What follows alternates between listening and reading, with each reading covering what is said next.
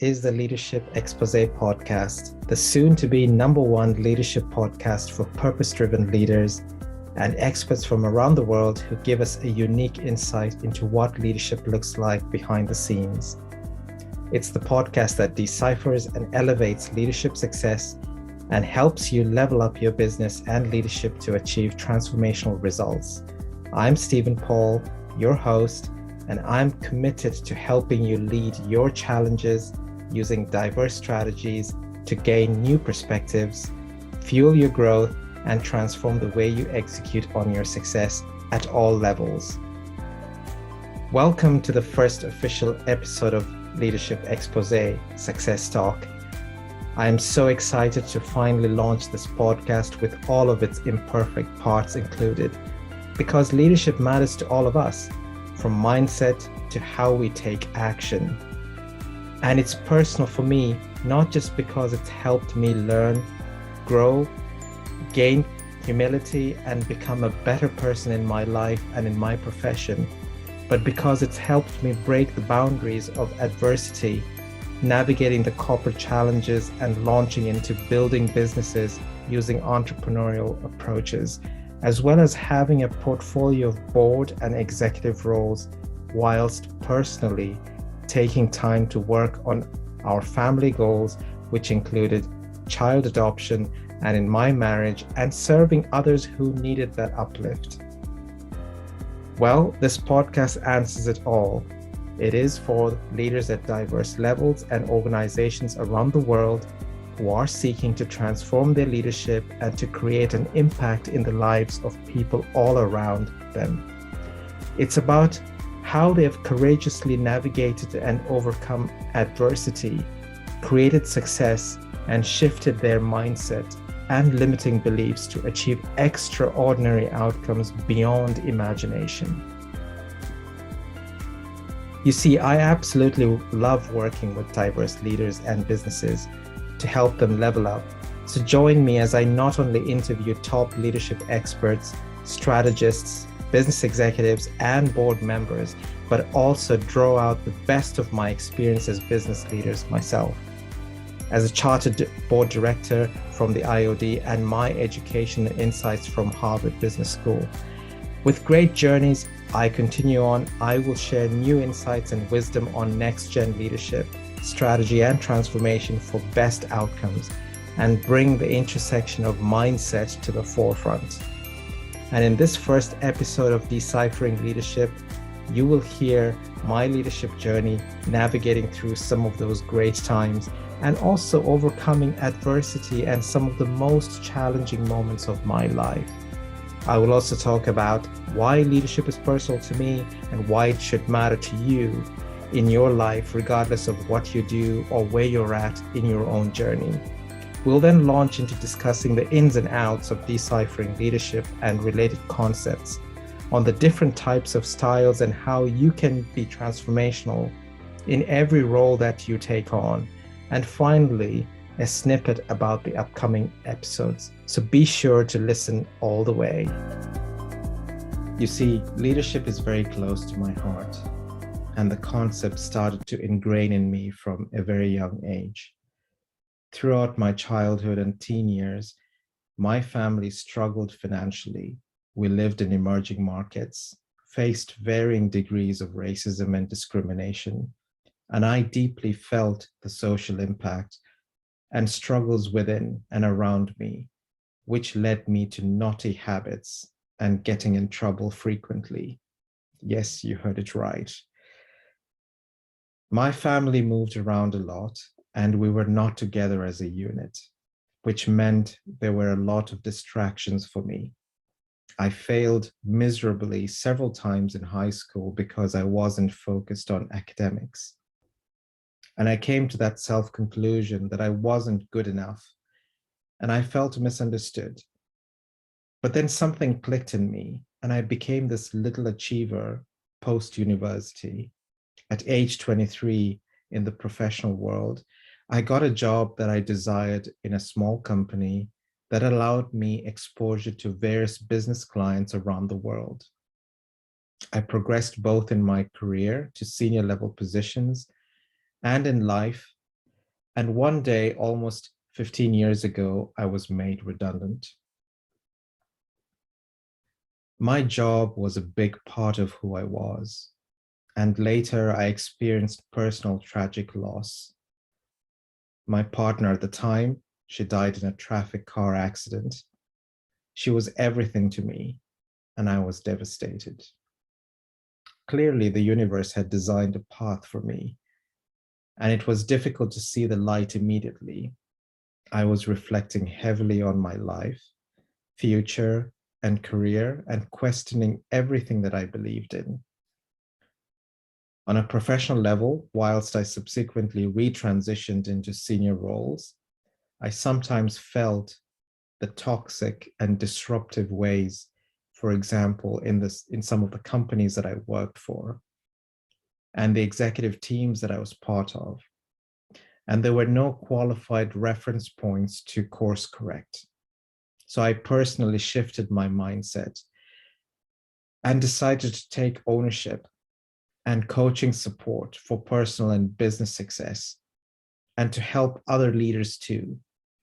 I started demonstrating and sharing on leadership topics and creating effective and collaborative leadership teams and boards as part of my subsequent roles globally. On a personal level, I learned to operate and lead in environments without borders. I continued to become even more agile and resilient, a better risk leader, a better learner, a better communicator, a better questioner. I've learned to enter and navigate every role, be it in business or personal life, with courage, humility, and be more reflective and apply shifts in my mindset along the way. I met my wife 9 years ago. Yasmina has been a blessing to me. Amongst all the greatest qualities as a human being and a woman, best friend and a wife, she brings this unique perspective on life and mindset. She continues to be a significant influence in the person I am today. So you see, my journey has been varied, and working with and helping business leaders and boards to make them even more impactful resonates with me. And you as a leader, you too have a life story to tell. You have business and life lessons to teach. You have a message to share with other leaders, established or emerging. On this podcast, you have a tremendous opportunity to shine a light on your journey, share business or personal insights, and help people and leaders be even more successful and feel good about it. So let's continue this episode by introducing leadership. In your mind, complete this sentence. A leader is, what's your answer? Someone who is in a formal position of power, whoever is ranked above you on the org chart in a company, the person with the corner office and the higher salary, the person who is in the news. Those might be traditional perceptions, but it's important to recognize that anybody can be a leader. Yes, that means you too. Fundamentally, a leader is somebody who influences or guides other people through their own actions and behaviors. That means someone who is the designated head of a department or a role assigned to them to achieve a goal. But make no mistake, having that seniority isn't a prerequisite. You can take charge at any time. Nothing stops you.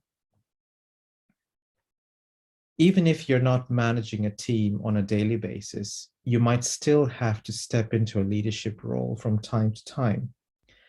Maybe you're spearheading an important cross-functional project, or you have to host or chair a meeting. In fact, it does not even have to be business related. It could be a role you have in your community, your school, and so forth. Those are opportunities for you to fulfill a leadership role and to be looked to as an example. There are also moments when your own leadership qualities and style will rise to the surface. So don't write off these approaches as something that don't apply to you just because you don't have a board or a C-suite role or a title. So why is it important to understand your leadership style? So before we jump into those granular details, there's one critical question that needs to be answered. Why do leadership styles matter? Understanding how you lead and want to lead will give you a better sense of control over the size and scope of your reach and impact. Bringing awareness allows you to take ownership and responsibility.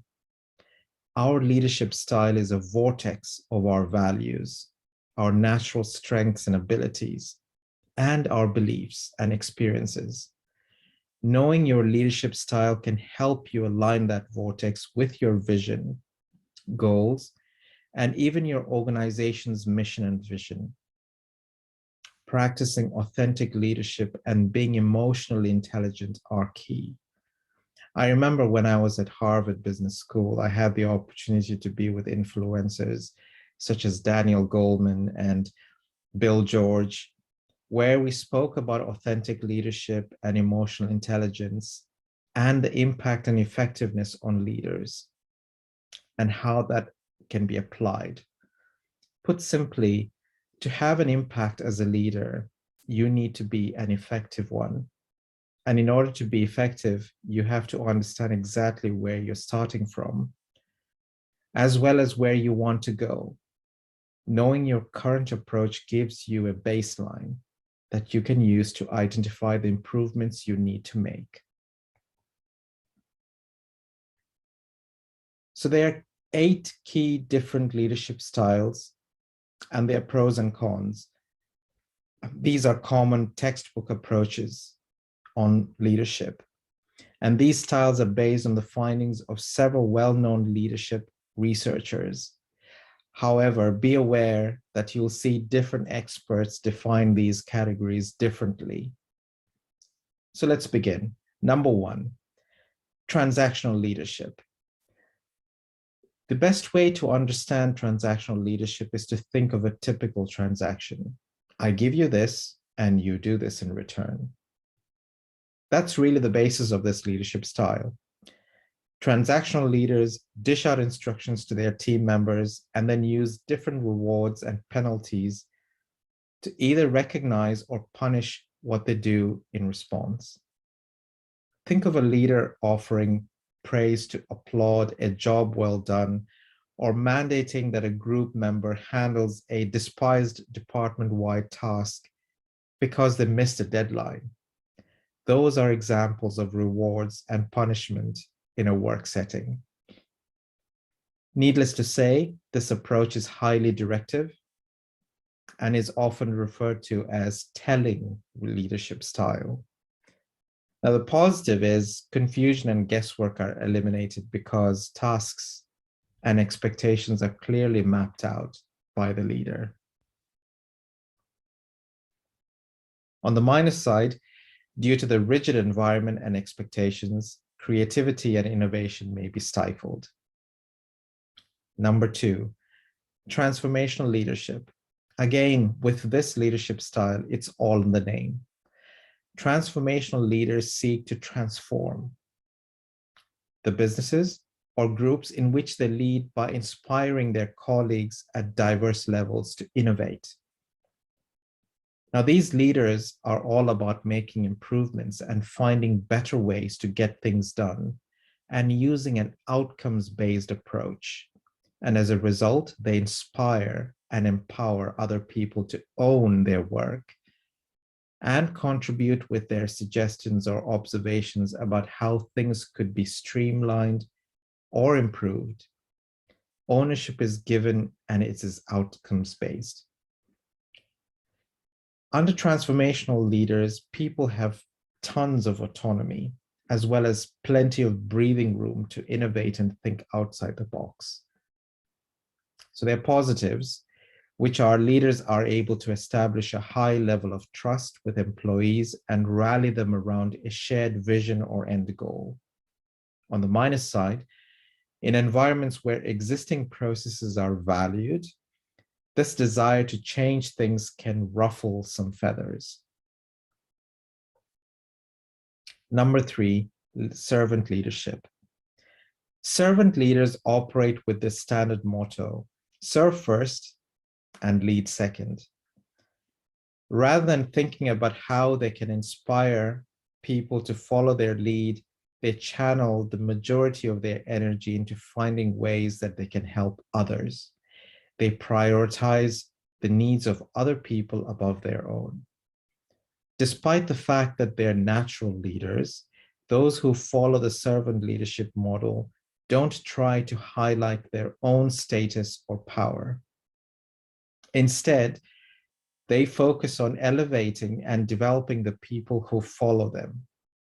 As Simon Sinek eloquently explains in his book, Leaders Eat Last, why some teams pull together and others don't follow. He says, leaders are the ones who are willing to give up something of their own for us. Their time, their energy, their money, maybe even the food off their plates. When it matters, leaders choose to eat last. On the plus side, this approach boosts morale and leads to a high level of trust, which results in better employee performance and a more positive company culture overall. On the minus side, it's challenging. Constantly pushing your own needs and priorities to the back burner isn't something that comes as second nature for most of us. Number 4, democratic leadership. You might also hear this leadership style referred to as participative leadership. Leaders in this category run groups and projects like a democracy. Even if these leaders are technically higher on the org chart, they emphasize working together and actively involve their teams in the decision-making process. Democratic leaders value ideas and input from others and encourage discussion about these contributions. They aren't simply handing down orders and instead take a much more collaborative approach to getting things done. Now, there are some positives to this. Creativity and innovation are encouraged, which also improve job satisfaction among employees and team members. But there's also some negative sides. Constantly trying to achieve consensus amongst a group can be inefficient and in some cases costly and exhausting. Number 5, autocratic leadership. Autocratic leadership exists on the opposite side of the spectrum from democratic leadership. You can think of this as my way or the highway approach. Autocratic leaders view themselves as having absolute power and make decisions on behalf of their subordinates. They dictate not only what needs to be done, but also how those tasks should be accomplished. Now, there's some plus sides to this. Decisions are often made quickly and strategically, and teams are kept on track as a result. On the minus side, employees can feel ignored, restricted, and in the absolute worst of cases, even abused. Number 6, bureaucratic leadership. Bureaucratic leadership goes by the book, so as to speak. With this leadership style, there's a prescribed set of boxes to check in order to be a true leader. So for example, bureaucratic leaders have hierarchy authority, meaning their power comes from a formal position or title, rather than unique traits or characteristics that they possess. They also have a set of responsibilities as well as clearly defined rules and systems for how they will manage others and make decisions. They just need to follow that roadmap that's laid out for them. Now, on the plus side, there's plenty of stability. Since this is a systemized approach to leadership, things remain constant, even though personnel changes and other shifts that threaten to rock the boat. On the minus side, it's tempting to fall into the "we've always done this in this particular way" trap. This approach can be inflexible and neglect to leave room for creativity or ideas from employees. Number 7, laissez-faire leadership. Now, do you remember the term laissez-faire from your high school French? Well, not to worry, let's refresh your memory. So this is a French term that translates to "leave it be," which pretty accurately summarizes this as a hands-off leadership approach. It's the exact opposite of micromanagement. It is a highlight of entrepreneurial and self-managed leadership approach.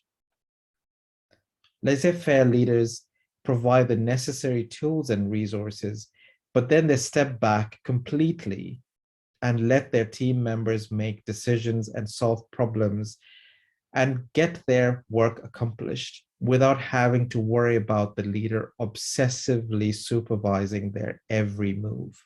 Now, how good would that look like? Well, there's some positives to this. This level of trust and independence is empowering for teams that are creative and self-motivated. But on the minus side, chaos and confusion can quickly ensue, especially if a team isn't organized or self-directed. Number 8, charismatic leadership. You know what it means to have a lot of charisma, and that's exactly what these leaders possess. Charismatic leaders have magnetic personalities, as well as a lot of conviction to achieve their objectives. Rather than encouraging behaviors through strict instructions, these leaders use eloquent communication and persuasion to unite a team around a cause. They're able to clearly lay out their vision and get others excited about their same goals. Now, there's some plus points to this. Charismatic leaders are very inspirational and effective at getting an entire group invested in a shared objective. On the minus side, due to their intense focus, it's easy for these leaders to develop tunnel vision or lose sight of other important issues or tasks that crop up, or understand some of the wider organizational interdependencies or linkages. So, you've familiarized yourself with the ins and outs of the above approaches, 8 approaches that we talked about here. And if you've realized that you want to make some changes, perhaps you've realized yourself as a transactional leader and want to be more transformational, for example, or you think you could incorporate more servant leadership into your existing style. Well, that's good. And there is good news. You absolutely can change your personal leadership style. Altering your approach is actually fairly straightforward. It's very much encouraged. It might be a little difficult in practice, but you can do it at any time.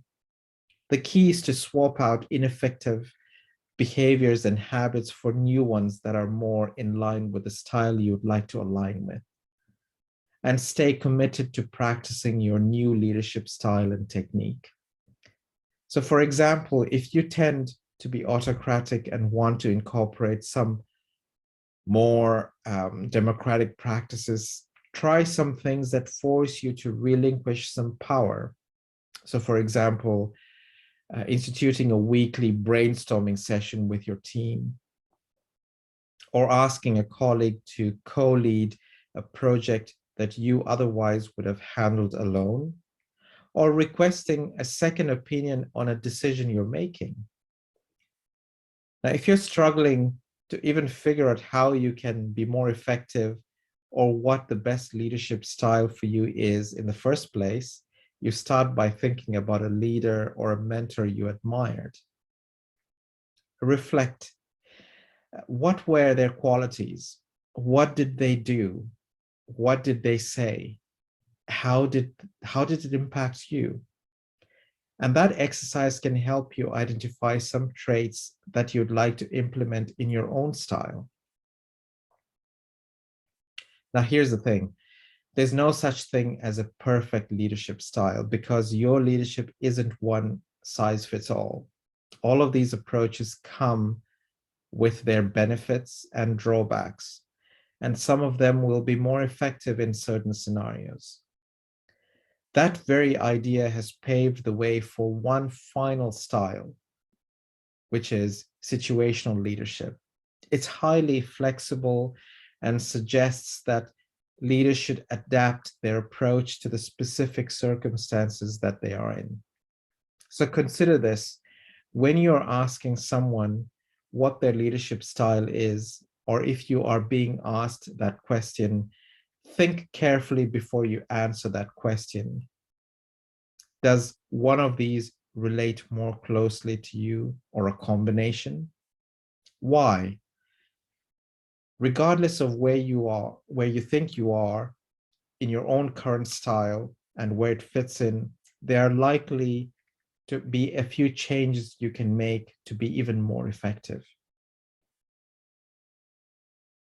Like anything, leadership is a learning process, and it takes a little bit of trial and error to get it right. Experiment and don't be afraid to make mistakes. Learning process is key. Sometimes you may have to take a few tries at different styles to make things work for you, for others around you. Adapt. There you have it. I hope this episode was enlightening for you. We will conclude our first episode shortly, but I want to share with you what we will be covering in the next episode, which will be around vision and values. Thank you for listening to me. I'm Stephen Paul, signing off.